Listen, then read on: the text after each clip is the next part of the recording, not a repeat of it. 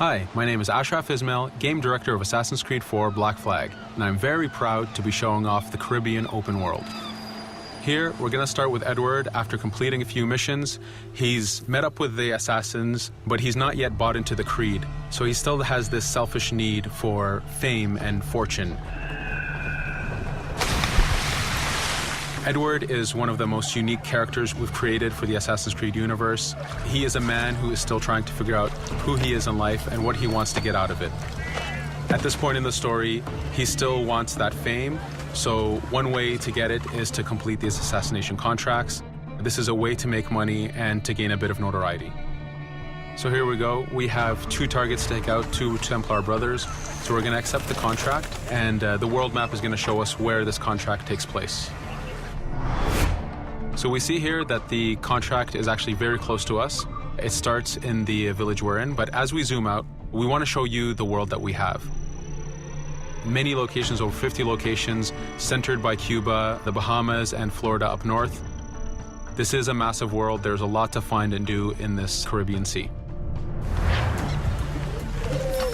But now we'll get back to the Fisherman Village and go after our targets. The Fisherman Village, it's one type of location in this world. It's really here as a convenience to the player. This is where you can start missions, where you can shop to upgrade Edward and the Jackdaw itself. It's really about the mood and the ambiance of the Caribbean Sea. In the distance, we have a tavern that we're approaching.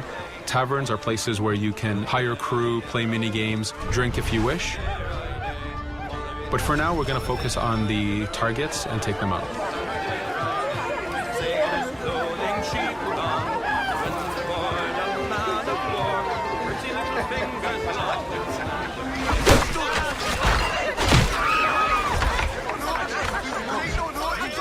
Now that we've taken out one brother, the other one's going to bolt. Just like classic ACs, we can chase him down and take him out that way, but there's many ways to complete this contract. We can use the new free aim system to shoot him this way, to eliminate him that way. We can jump onto the ship and take him out with his crew, but instead we're going to let him escape into the sea and follow him with the Jackdaw. This is your ship. This is the second main character of the game. You're going to have to customize and upgrade the ship as you go on this journey with Edward.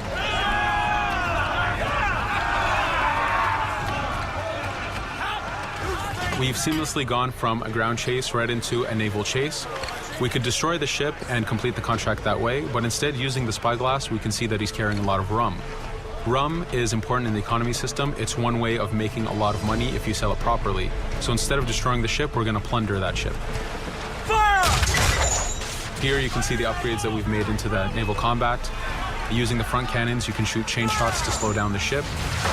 Using the new round shot mechanic of trajectory aiming, you can aim for the hull and do a lot of damage this way. This specific enemy is what we call a frigate.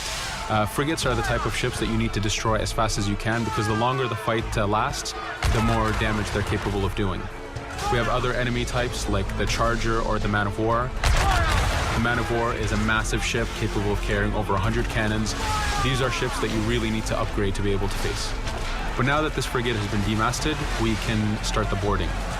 Boarding, it's very important. You are a pirate. This is how you gain cargo. This is how you take on ships. So here we can start the boarding from any orientation or angle we wish. The distance even matters. If you get too close, the 2 crews will just jump right into each other. If you start a bit further, you can jump in the water and go in for a sneak stealth attack. We have 2 objectives to accomplish for this boarding. We can take out the captain, and we need to take out some of his crew. So using the swivel gun, we will efficiently take out a lot of the crew. And now we'll go for the captain using Edward's navigation abilities. Here, again, using the new free aim system, we have a dangerous enemy on the other side taking out our crew. We can easily take him out with a headshot. So what we see here is that 2 ships have come together to create this 3D environment where, using your assassin abilities to navigate, to be stealthy, you can take the advantage and get the kill by surprise. Now that we've taken out the captain, we still need to take out a few of the crew members to complete this boarding. Now that we've plundered the ship, we're going to gain that rum that we saw earlier, but we're also going to gain ammo and crew members and some gold. With every boarding, there's 3 options that you can do with that ship. You can gain crew members, you can send the ship to your fleet if you wish, or you can salvage a ship to repair the Jackdaw if you took too much damage in the fight. In this case, since we did well, we're going to send the ship to our fleet. Now that we're back in the Caribbean Sea, we needed to make sure that every minute something is being advertised to the player, something new for the player to do. In this case, we have this uncharted location. These are what we call playas. We have over 75 of these in the Caribbean world. Every playa has something very important for the player to find, something that will help in upgrading Edward or the Jackdaw. So it's in your advantage to explore these locations.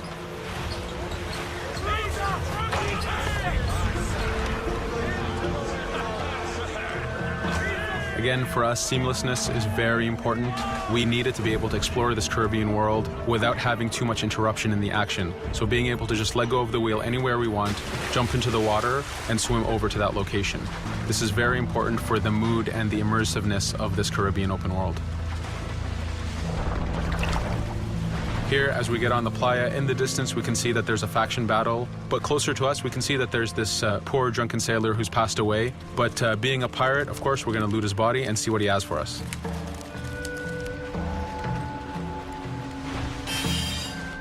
So we found a treasure map. This treasure map is asking us to go to an island called Misteriosa.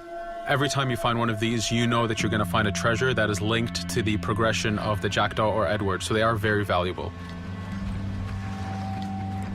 Here we're going to take a look at that faction battle. We have a British ship facing off against a Spanish ship. We could jump in and take advantage of this opportunity, allowing each ship to weaken the other and for us to plunder both. But now we're going to make our way back to the Jackdaw. Again, this is the second main character of the game. There's a lot of customization and a lot of upgrading to do on the Jackdaw. You can upgrade all the weapons to fit the playstyle you wish. Now, as we get onto the Jackdaw, we can see that the crew is cheering for us. Edward has a really close relationship with his first mate, Adewale, standing right there, and with his crew. And this is something that you'll see later in the demo, that we can lose and gain crew members. Again, using the spyglass, we can really see the contents of a ship, but you can also assess the danger and threat level of these ships. But for now, we're going to continue to Misteriosa to find that treasure. Here we've crossed into a harpooning zone. The harpooning system is connected to the hunting system, which is used for upgrading Edward himself. So you can upgrade the number of weapons he carries, the ammo that you can carry, and even his health. But for now, we've moved past that zone and we've got into a storm. Storms are very dangerous. If you're not careful, if you don't know how to navigate a storm, you will take damage to your ship and you will lose crew members. In the distance, we can see a water spout. This is a tornado in the ocean. These are very dangerous. They can suck you in, and when they do, they tear the ship apart and take out your crew. Here we can see its effect on a ship. This poor ship got sucked in and got destroyed. Storms are very dangerous, but we wanted the player to take advantage of this. When you've mastered a storm, when you know how these systems work, you can pull enemies into a storm and let the storm do damage for you. So there is a strategic element to using a storm in the world.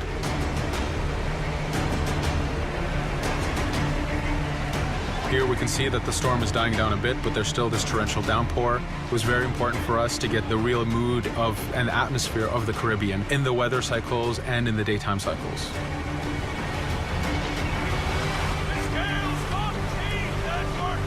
But here, since we've survived the storm, did pretty well, let's order our crew to sing.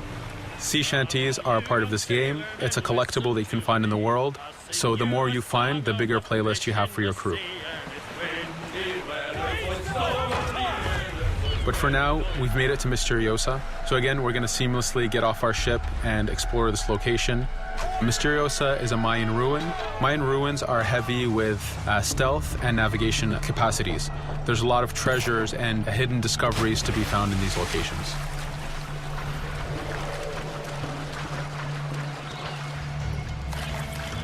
If we recall the treasure map, the treasure is hidden behind a temple. So just by quickly looking around, we can see that temple looks about right. So that's our objective. We'll head there. As we go this way, we can see there's a lot of guards on the beach. We could go in and fight them if we wish to, but to show off that this is a mini open world, we're going to try to find a different route to get to our objective. Here, we've seen a guard. We don't want to alert him, and we don't want to alert the guards on the beach, so we're going to use our stealth ability to take him out silently.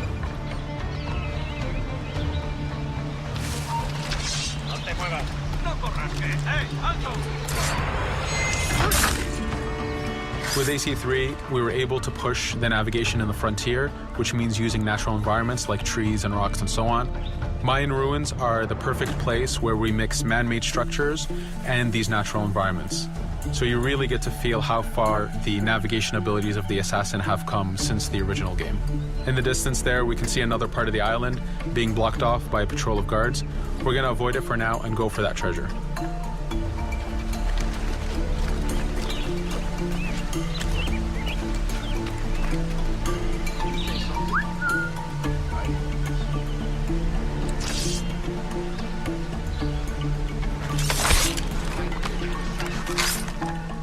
It's important for us to be able to give the players new tools, specifically for stealth. In this case, we have the blowpipe.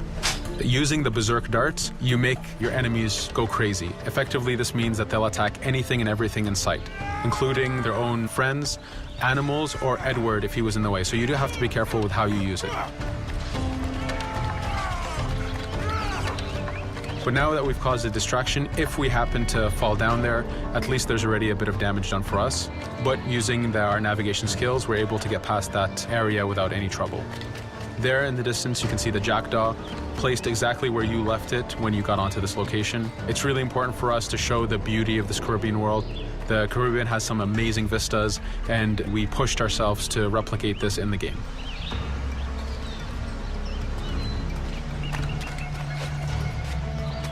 As we continue forward, we can see in the distance there's a couple prisoners that are taken hostage. This is a scenario that you need to use stealth. If you're detected by those guards, they will kill the hostages. So in this case, it's to your advantage to use the environment to figure out how you can take out those guards without being detected. In this case, it's 2 guards, so it's not too hard. There are other scenarios where you have more guards and you have to figure out how you can take all of them out at the same time. Now that we've freed these prisoners, they are more than happy to join our crew. This is just one way of gaining crew members. As mentioned earlier, there's the taverns. There's actually many different setups of gaining crew.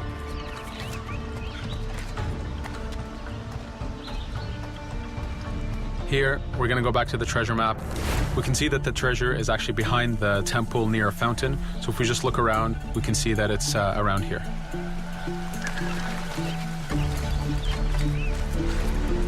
Now that we've found the treasure, what we've actually found is a blueprint. Blueprints are incredibly valuable for the upgrading of the Jackdaw. This is how you can upgrade the biggest and most devastating upgrades of the ship.